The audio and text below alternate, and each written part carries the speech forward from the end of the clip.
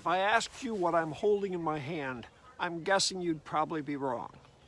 I'm going to hold it up so you can look at it, and you can guess what you think it might be. Now, I realize that this series is called Bible Rocks. But I want you to look at Genesis chapter 28. And I got a question for you. How would you like this pillow? Yeah, this is what's talked about in Genesis chapter 28. Wow, this does not seem very comfortable at all. You know, it gives a whole new meaning to my pillow. This is also connected to another story that's in the Bible called Jacob's ladder, but we'll get to that in a moment. In Genesis chapter 28, there was a father named Isaac.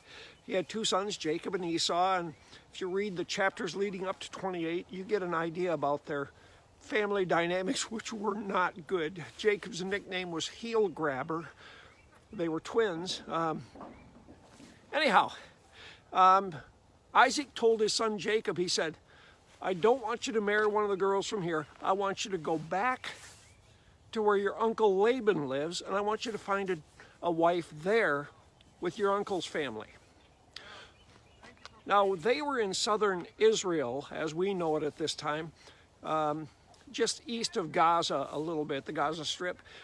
But he headed north on this trip, and as he was going, he got north of what we know of as the Jerusalem area, and he stopped for the night. And there he took a pillow, took a rock, and used it as a pillow. Now, that might cause bad dreams in the first place, but anyhow, he laid down, went to sleep, and while he was sleeping, Jacob had a vision, a dream, and on that dream, or in that dream, he saw this ladder extending from earth up to heaven, or a stairwell, it's called in some translations. And on that stairwell, there were angels ascending and descending. And at the top of the stairwell, the Lord was standing, and he looked down and he said, Jacob, this land on which you are now sleeping, I'm going to give you this land, and I'm going to give it to all of your descendants.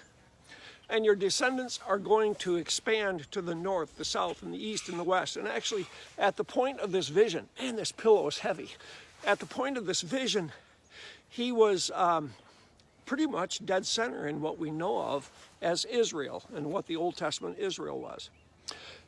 But he said, all the world will be blessed through you and through your descendant, your offspring. Well, he also said, and behold, I am with you always.